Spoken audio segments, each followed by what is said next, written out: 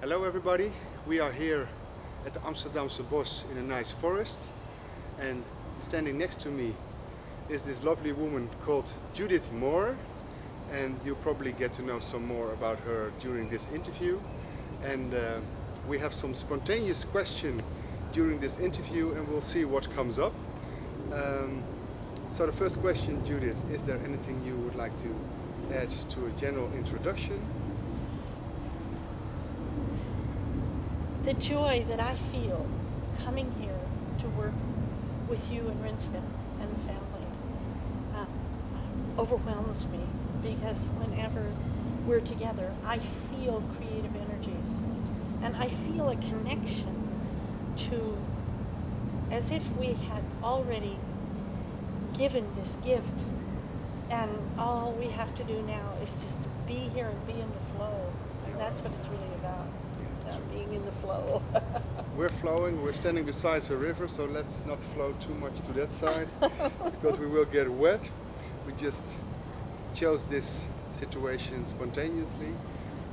Well, I feel that I would like to focus on the opportunity that the person who considers himself to be normal right now has during this time of this great leap of evolution for humankind. And when I use the word evolution of consciousness, I don't refer to anything that Darwin understood.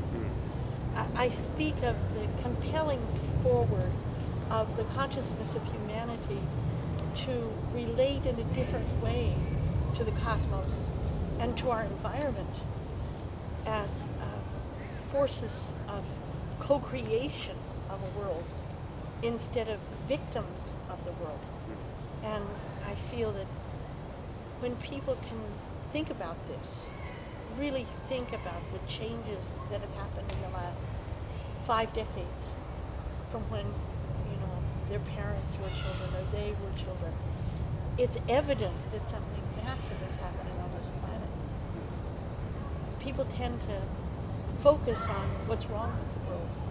But the invitation in this interview is to focus on our opportunities and the miraculous leap in time that humanity has right now, this miraculous opportunity. And I feel that the heart of that is sent out from Holland and Belgium and the Netherlands. People ask me why I come here to do my energy work, to work with the people in Holland, because I know that the people in Holland and Belgium, every single person I work with, they will affect the quantum, what's called the quantum field of humanity. And I bet you've had some experiences with that. Mm-hmm. It's the gift. Together with you, yes. Yes. And it is something that goes beyond my comprehension 10 years ago, that I'd be involved in being a catalyst for quantum energy on our planet. So I guess the next question would be, what's quantum energy? And for me, it is when we see a massive shift in consciousness that we know is affected by something beyond our ability to grasp the events of our times. Mm-hmm. Because if logically we focus on the events of our time, we can get lost in that. But when we focus on the signs of a shift in consciousness, they can inspire us with messages from the universal mind, which are all over right now. Especially in these times. Especially in these times. One that I find quite inspirational is how many men are pushing baby carriages these days. I travel all over the world, and it's not limited to one culture or one country. Men are carrying their babies. They're feeding their babies. They're actively involved in parenting. And when I grew up, it was just after World War II, and women had just entered the workforce, but most of us were in marriages with families. We observed our parents, where dad went to work and mom raised the kids. And in having my children in the 70s, I was the main parent in our family. My husband was active and involved, but the co-creation between man as becoming a mothering figure to his children, that's shifted. And anyone who looks at an airport or a bus depot or a man pushing a baby carriage will know that something has changed. Yeah. Because when I was growing up, men didn't push baby carriages. you So know. the feminine aspect really got involved in consciousness also for the mankind, also for men in particular. Well, and this is a time when the birth of the feminine energy is the volition of consciousness that births us. Mm.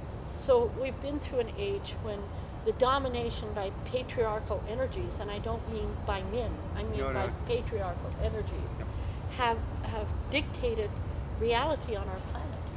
And we've lived in a very linear or a very modular system, like boxes, stacked on top of boxes.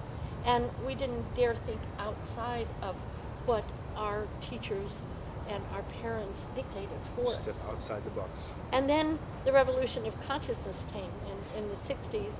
I witnessed in America, the civil rights movement. And I witnessed young people standing up against the Vietnam War. And suddenly something shifted in 1967 on this planet, because there was messages being conveyed to the media as never before in the history of humanity.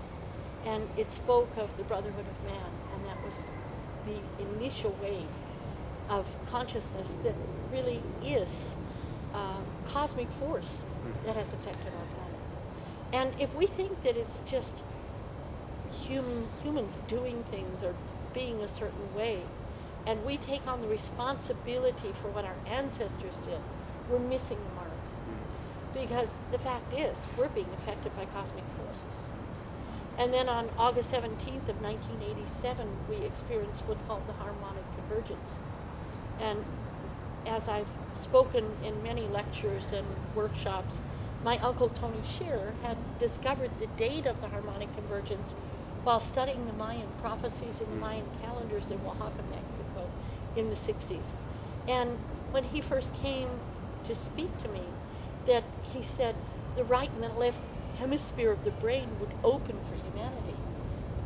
I was busy running my business and raising 6 adopted children, and I was like, what's a right and left hemisphere? Say what? What's a right and left hemisphere?